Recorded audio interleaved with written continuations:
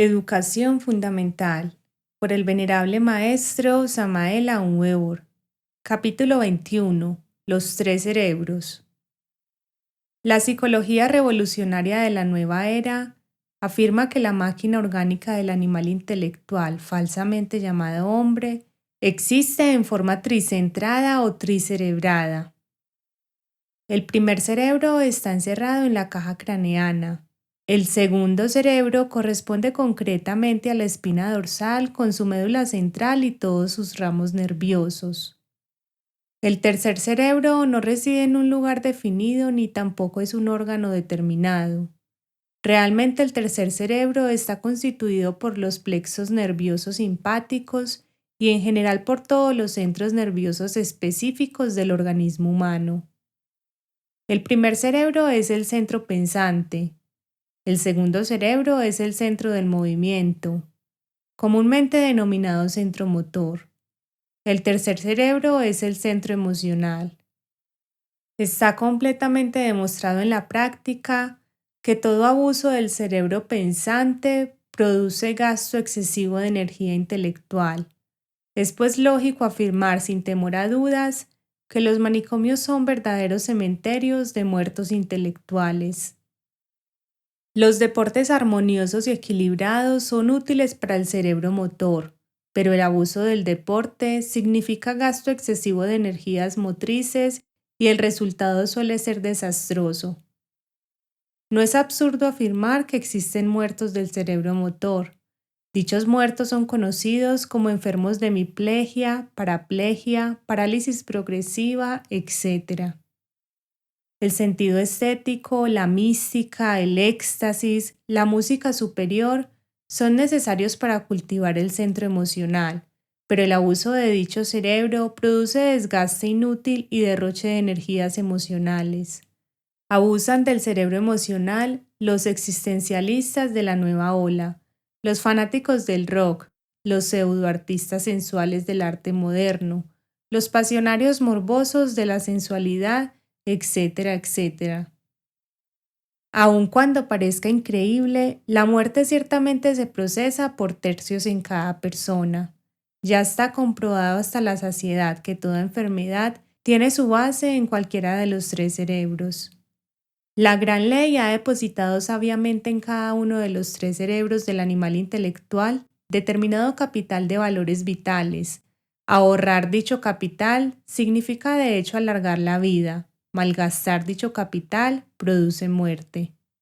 Arcaicas tradiciones que han llegado hasta nosotros desde la noche aterradora de los siglos afirman que el promedio de la vida humana en el antiguo continente Mu, situado en el Océano Pacífico, oscilaba entre 12 y 15 siglos. Con el devenir de los siglos, a través de todas las edades, el uso equivocado de los tres cerebros fue acortando la vida poco a poco. En el país asoleado de Ken, allá en el viejo Egipto de los faraones, el promedio de la vida humana alcanzaba ya únicamente a 140 años. Actualmente en estos tiempos modernos de gasolina y celuloide, en esta época de existencialismo y rebeldes del rock, el promedio de la vida humana, según compañías de seguros, es apenas de 50 años.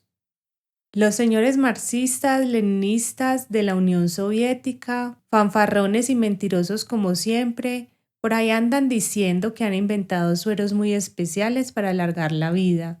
Pero el viejo Khrushchev todavía no tiene 80 años y tiene que pedirle permiso a un pie para levantar el otro. En el centro del Asia existe una comunidad religiosa constituida por ancianos que ya ni recuerdan su juventud. El promedio de vida de esos ancianos oscilaba entre 400 y 500 años. Todo el secreto de la larga vida de esos monjes asiáticos consiste en el sabio uso de los tres cerebros. El funcionalismo equilibrado y armonioso de los tres cerebros significa ahorro de los valores vitales y, como lógica consecuencia, prolongación de la vida. Existe una ley cósmica conocida como igualación de las vibraciones de muchas fuentes. Los monjes de dicho monasterio saben utilizar dicha ley mediante el uso de los tres cerebros. La pedagogía extemporánea conduce a los alumnos y alumnas al abuso del cerebro pensante, cuyos resultados ya conoce la psiquiatría. El cultivo inteligente de los tres cerebros es educación fundamental. En las antiguas escuelas de misterios de Babilonia, Grecia, India, Persia, Egipto, etc., los alumnos y alumnas recibían información íntegra directa para sus tres cerebros mediante el precepto, la danza, la música, etc., inteligentemente combinados.